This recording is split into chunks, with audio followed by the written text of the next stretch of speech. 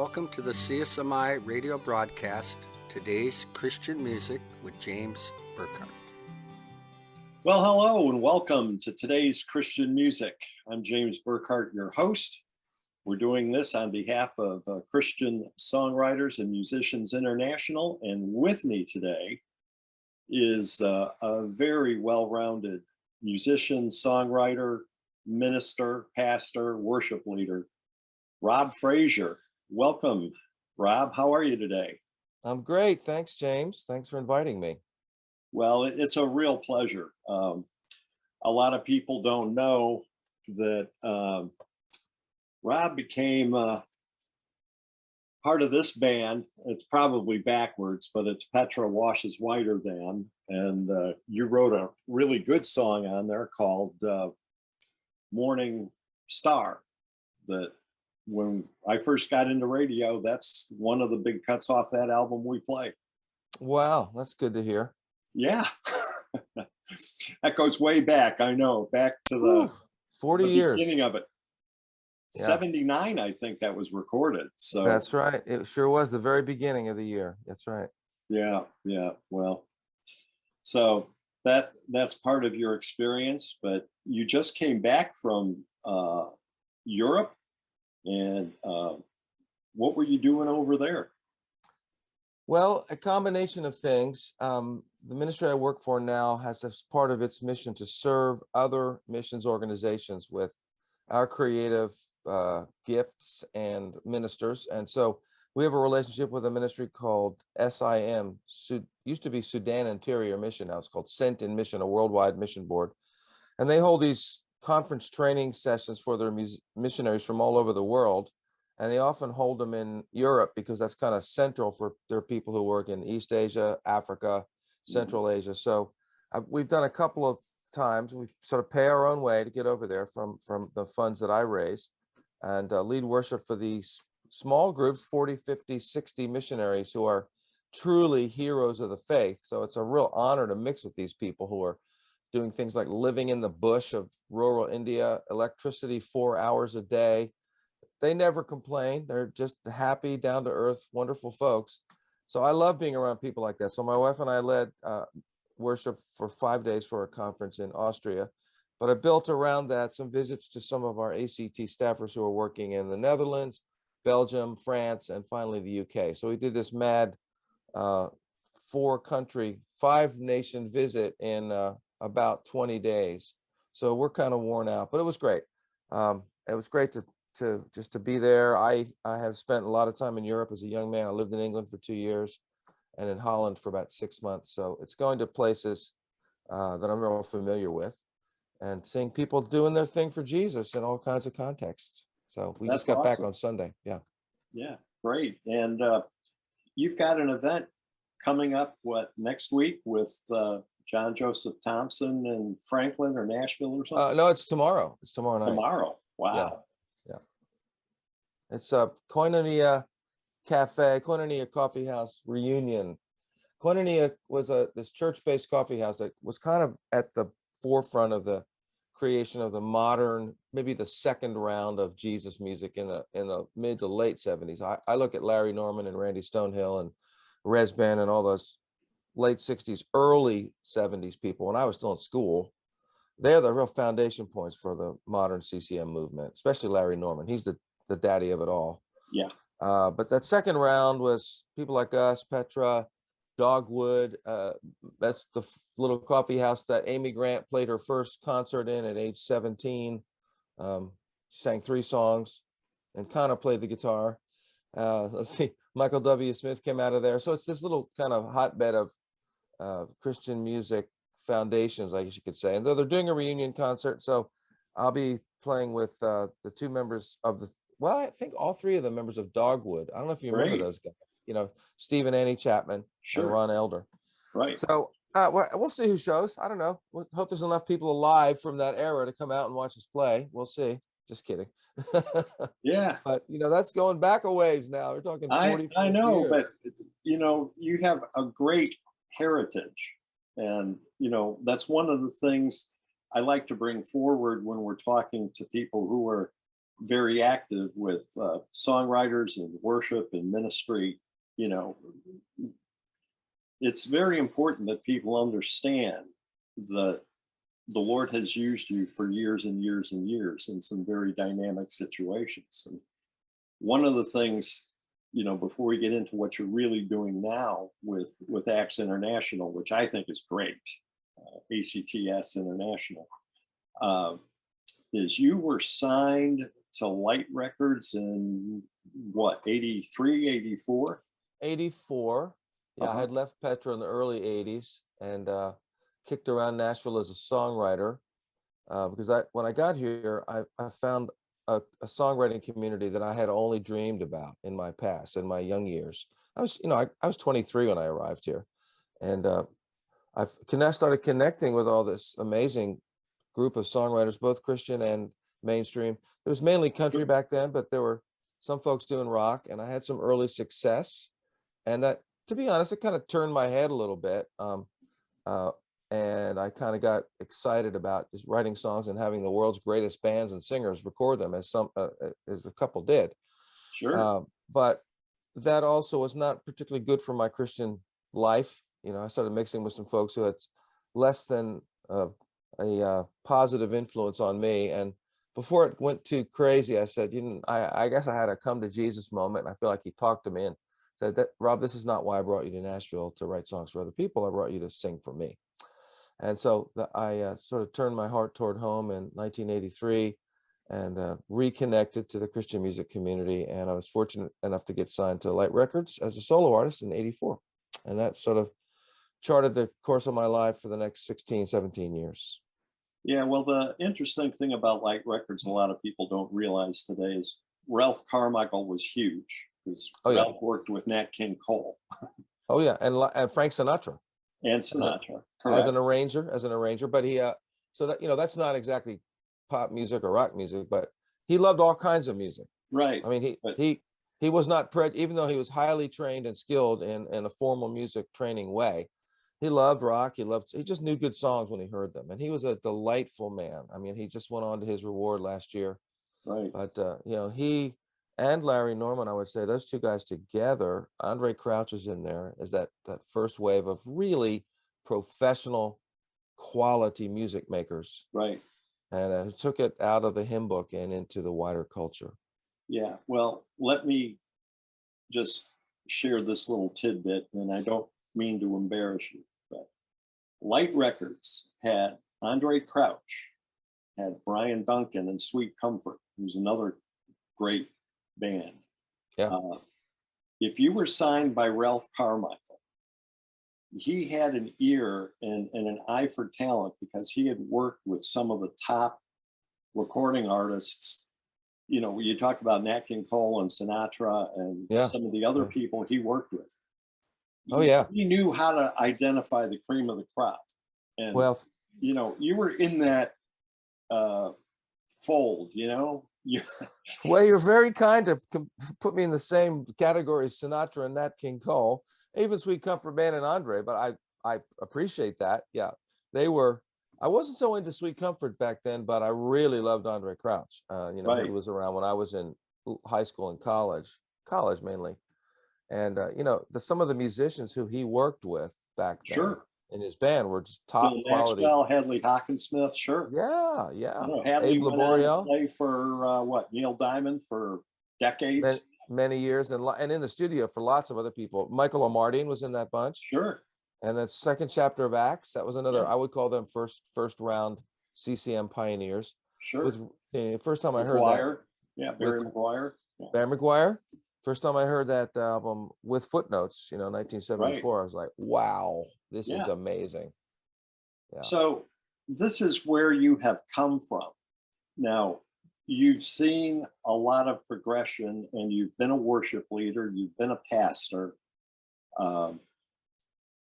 Where do you see the state of worship music, and in particular, the writing of worship songs today, and where's it headed in the future?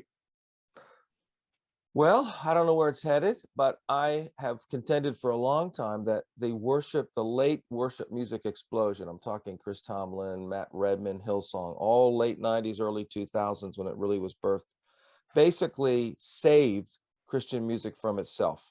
I honestly believe that. At that time, I was still a traveling artist, and we were getting a little bit ingrown and inward looking and a little bit ridiculous in a way, kind of. I felt like sort of modeling ourselves after the mainstream music with, Sure. expensive shows and high honorariums and, nice playing in nice halls. And when I first was with Petra, we did a lot of outdoor stuff. We would go to Jesus people in Chicago and do street concerts, if you can imagine that. Set up a Yeah. PA system on the street. I mean, street level stuff.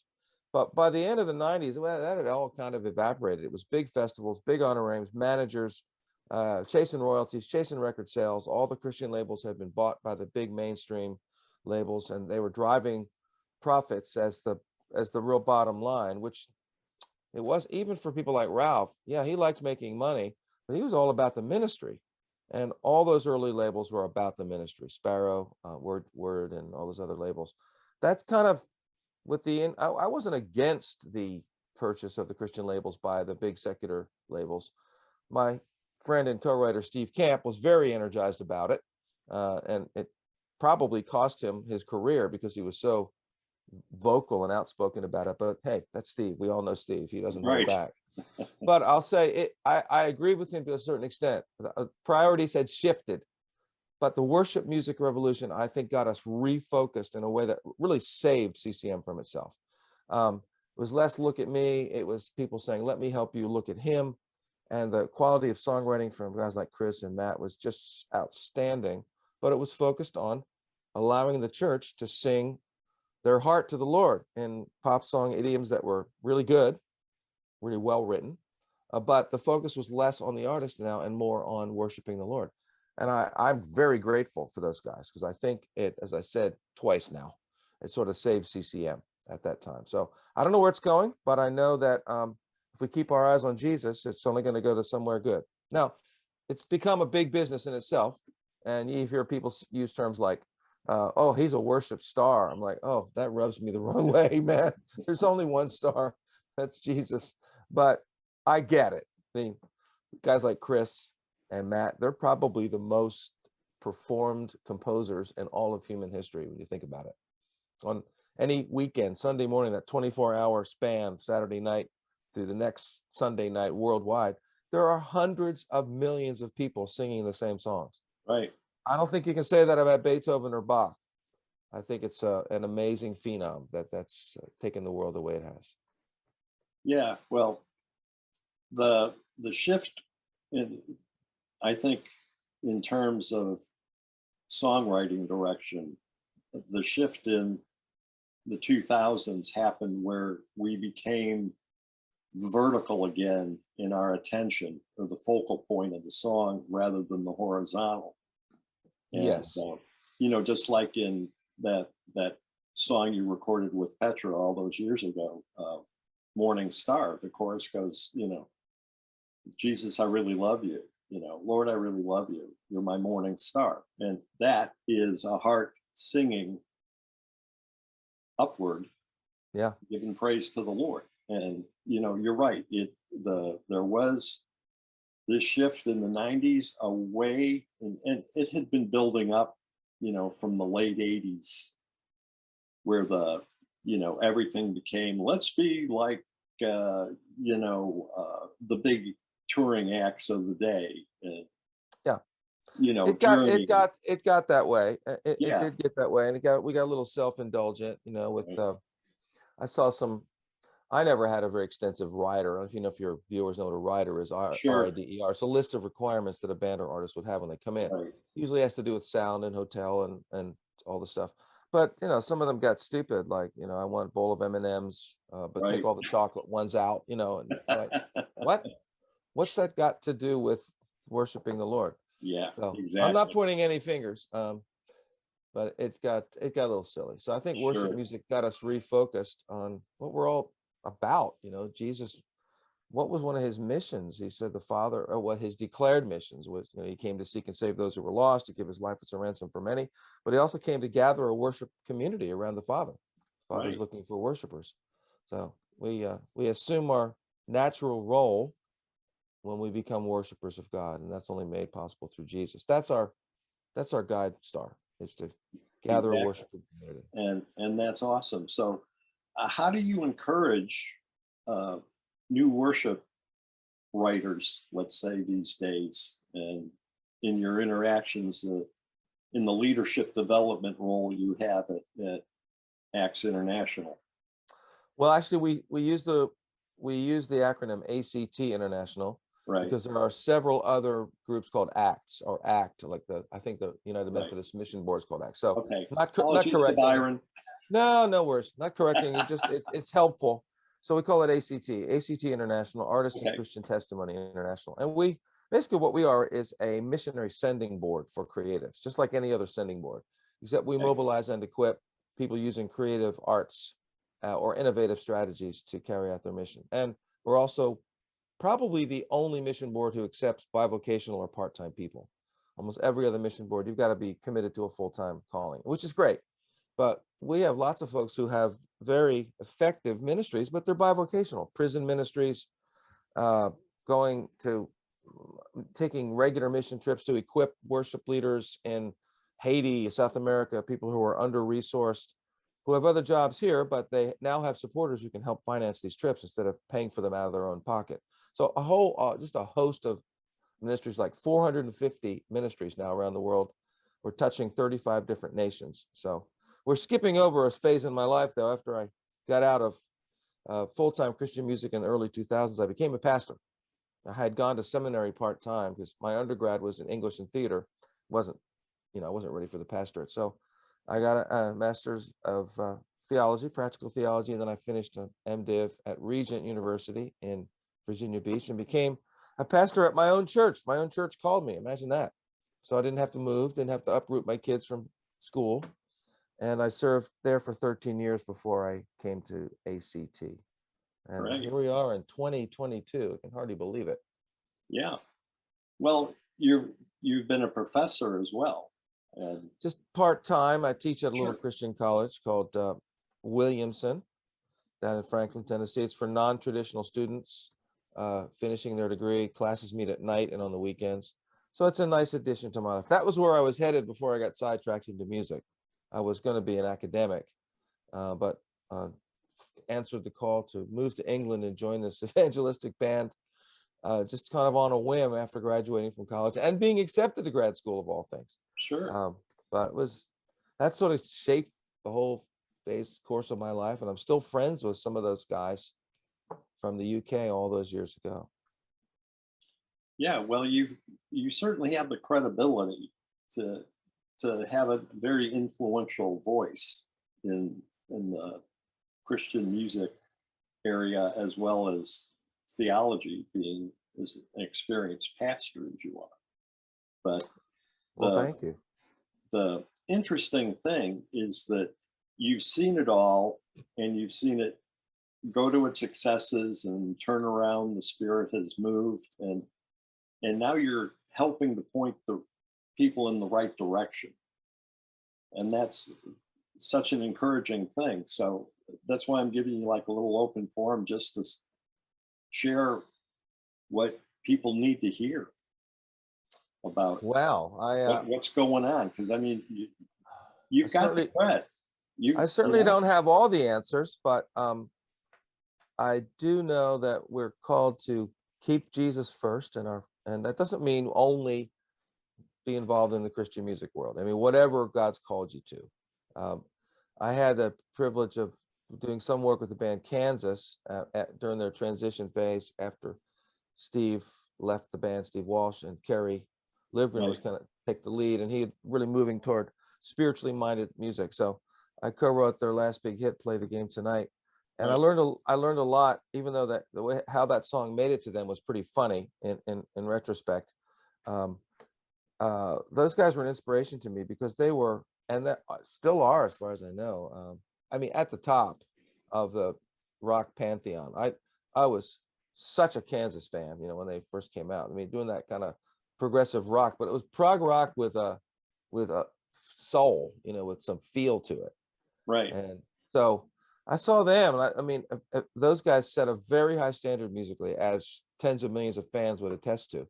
So that inspired me to don't give Jesus my second best. I mean, really seek excellence, work that song, not till it's done, but until it's really right, and they, like songwriters say, I picked up early on, writing is rewriting. How many of us, like in my day, I'd write a song, just throw it out there. Great, ready, let's do it. Rather than live with it for a while. Is that lyric really right? Is that second verse really saying what it needs to say? Let's think again. How about that bridge? Does that bridge go to the right place, or is it kind of I mean, do we even need a bridge? I mean, so to think about songwriting in a very almost clinical but serious way, because it's art. I mean, I don't think Michelangelo didn't just rip off the David in an afternoon. He spent, I think, years working on that thing. I'm not comparing myself to Michelangelo, but we're artists. Right. And art takes perfection. It takes time. It takes working it until it's right. And I've tried to follow that. Don't just go with the first line that comes to your head. Is that really the best line? Is this really the best way to go? So I've tried to encourage people to seek excellence, at the same time, not excellence for its own sake, but excellence for God's sake. The Creator did a pretty good job fashioning this universe. I mean, he didn't have to make the stars beautiful, but he did. So I try to encourage folks and so I work a lot with songwriters. I probably am better known as a songwriter than an artist and band member even. And I love working with songwriters. I love the creative process of creating songs. I like co-writing. So that's not just what I do at ACT. We mobilize and equip artistic and innovative ministry specialists for Christ's work around the world. That's our mission statement. That's my mission statement. So mobilize, meaning if their goals align with ours, we bring them in under our 501c3 nonprofit status, allowing them to raise funds, just like a missionary, to go wherever God is calling them to go. That's mobilizing. Equipping is helping them seek excellence and refine them. We sometimes connect them with producers, and if they're musicians, that's really my area, and help people bring a critical eye to what they're doing. If you've been working locally for a while and your mom is your biggest fan, and it's easy to get kind of cocooned from thinking and start thinking like, man, I'm really pretty special. My mom loves my music. Well, everybody's mom loves your music, loves. So what about how will you compete in the wider world with the incredible amount of talent that's just flowing out these days, especially with I call it the democracy, the democratization of the music business. In my day, you have something, people would say, yeah, you're pretty good at that. Now let me come play at our church, come play at our coffee house. And you'd have, as I did, years and years of live music playing before I ever got into the recording studio. I mean, that was like a far off goal back when I was a kid, to get to the studio. Now, people have their own studios in their bedroom, and they put their music out to the world before they ever once play live in person and ever once get that feedback. Is my music really connecting, or is it just something I'm doing that I like? And so I try to get people to think that way about their art, and also keep the ministry value high. So Right. I've talked a little too long, probably a longer answer than you were asking for. No, that's great, because one of my points with a lot of folks when I'm asked a similar question is, God gave us his best, so we have to give our best. Exactly. To me, it comes down to that. And it, any form of work is really worship. If you study, sure it is. If you study the Bible and what you were created to do, to fulfill your destiny, that's right. Romans 12:1, present your bodies as a living sacrifice, which is your acceptable act of worship. Logical, the word is logikon. I never really understood that until I realized that worship is not just, oh Lord, I love you. Worship is a lifestyle. Right. There's two elements, the proskuneo in the Greek word, bowing down, and then the latrueo word leads us to where we get the word liturgy from, which means service. That's why we call it a Christian service of worship. We're just doing that 1 hour a week in a formal way, what we're supposed to be doing the rest of the week, living our lives as an act of worship. That was mind-blowing for me when I finally got my head around that some years ago. Yeah. I can see. So what does the future hold for you, Rob? What do you want to do that you haven't done yet? Well, first of all, I'm so happy to be doing what I'm doing now. I feel like I'm in a place of convergence, 25 years as an artist, songwriter, producer, and 15 plus years as a pastor. I was a couple of years as a chaplain in there at a local homeless shelter, which was really a challenge for me, but I learned a lot. So those two streams, artistry, pastoring. Now I get to pastor artists. Here at the sort of last phase of my life, I'm in my 60s now. I'm super healthy. I hope to keep going as long as I can. But the bottom line there is I like to remind people, God has brought convergence into my life, and he'll do that for you too. It just takes time sometimes. It can take a whole lifetime before you really find your sweet spot. So don't give up on God. He's not giving up on you. I've been through some desert times. What am I doing? Where am I in the right spot? I just after making many mistakes in my young life, I just finally learned to trust him and to not go with my first instinct, but to consult the Lord. To consult him, because he will lead you. He's promised to do that. So what have I not done that I like to do? Well, I want to keep getting better and better at this job, encouraging young people and younger artists. And I love the fact that this generation, this Gen Zers and the millennials and whatever they all are, they don't seem to suffer from what our generation suffered from, which was believing the generation gap. You remember, we didn't think our parents were cool. They didn't like our music. We didn't like theirs. And there was kind of a prejudice there that I'm a boomer. Sure. And we really missed out on a lot of the wisdom that we could have obtained from our parents' generation. I finally learned that later. But this young gen doesn't seem to, they're not hung up on the gray hair or the, if you got something to share, they're very willing to listen. And I love that. And I am not I don't down the millennials like a lot of my generation does. I think the millennials are an awesome generation. They're committed. They're they're like a no BS generation. They don't fall for that easily. They really respond to authenticity and really being who you are. But they're willing to learn from us elders, and I love that. So I hope to keep doing that. I'm also ginning up my songwriting career. I kind of laid it down for those 13 years as a pastor. I think I wrote 2 or 3 songs all that time.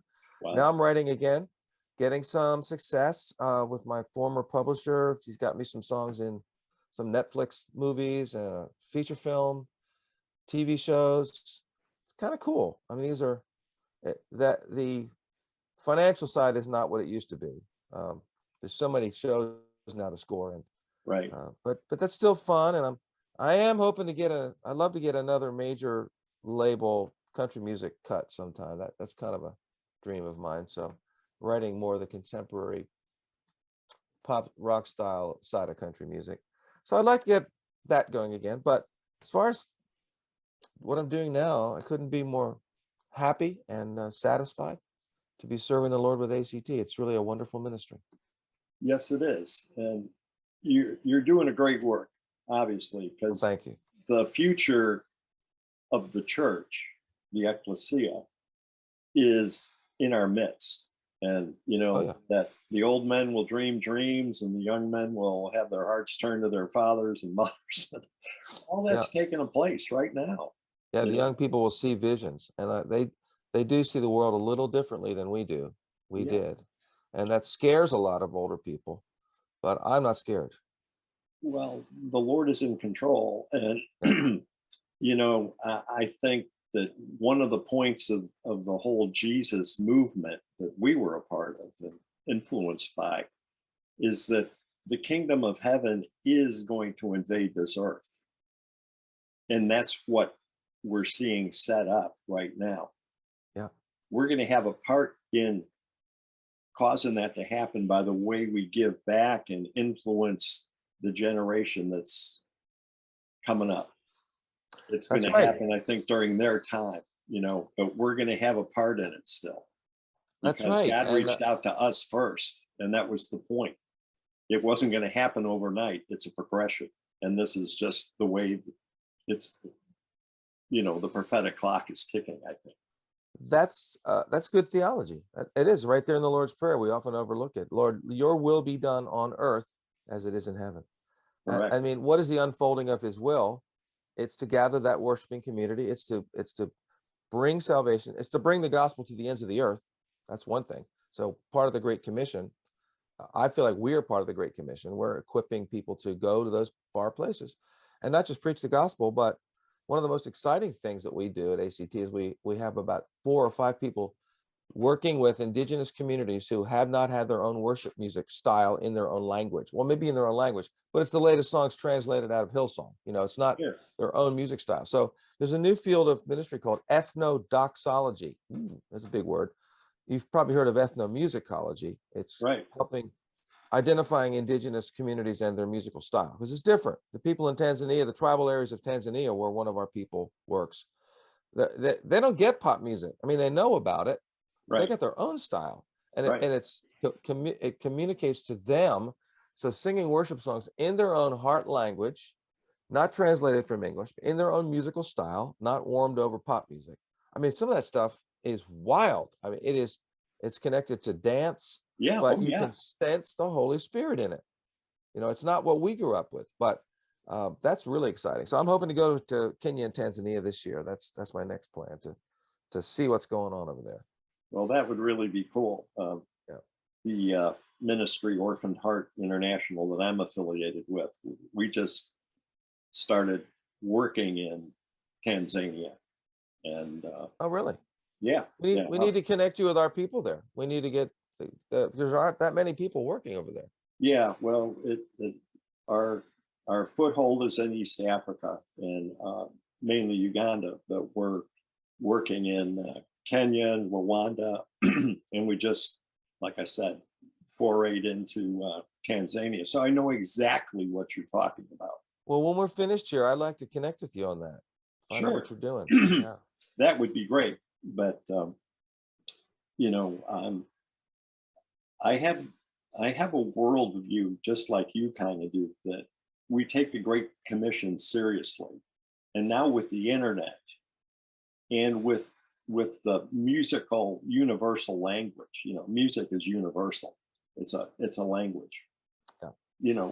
We really can send the gospel into the whole world. Oh yeah. Without leaving Nashville or without me leaving, Florida or whatever. And it's just amazing the tool that we've been given. And oh yeah. One of the things I like to do is help others harness the full power of the internet for the glory of God. And that's it is a powerful tool that when we were kids, James, we probably couldn't have imagined, something called the internet.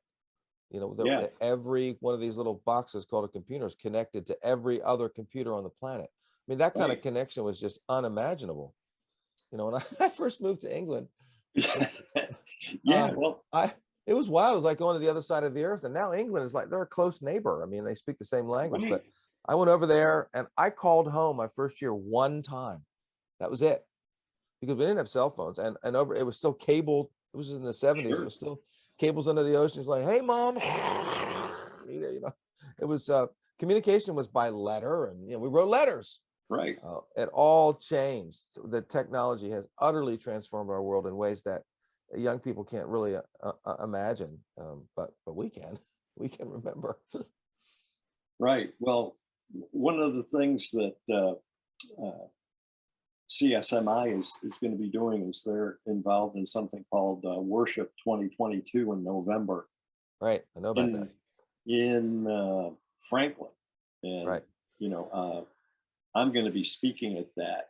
And good. I'm going to have a part there too. Yeah. So, I'm sure we can, connect there. But you're a part of Christian Songwriters and Musicians International. You joined the fold here too. I did. Yeah. Gene has been a real pioneer, Gene Schmidt, the founder. For sure. Yeah. And I knew about him, and I decided he'd asked me to come and speak, which I did back in the spring. Is it still spring? Almost. No. Anyway, a couple months ago. Yeah. And I just love what he and his wife have done and how faithful they've been. Yeah. And how they've also connected a lot of people. I learned about Gene when I was, for a couple of years, a chaplain at our local homeless shelters after I left my church. Right. And I was kind of looking for a new church. I was not really able to go back into music full time at that point. The business had moved on kind of without me, which is okay. So I did take that role. And again, it wasn't a perfect fit, but I learned a lot about the faithfulness of God. But one of my jobs was to program the nightly chapel services at the mission for the homeless guys, because that was their deal. It's Christian ministry. You can have a bed and meals, but we just ask you to sit through a 45-minute service where we had a lot of preachers who come in and preach at the guys. And sometimes it was a little too much, but I had this short list of musicians, and they said, bring music in at least once or twice a week. And I kept finding out that a lot of these people came from CSMI. They knew about us, and Gene had encouraged them to check out the mission as a place to share their gifts. Right.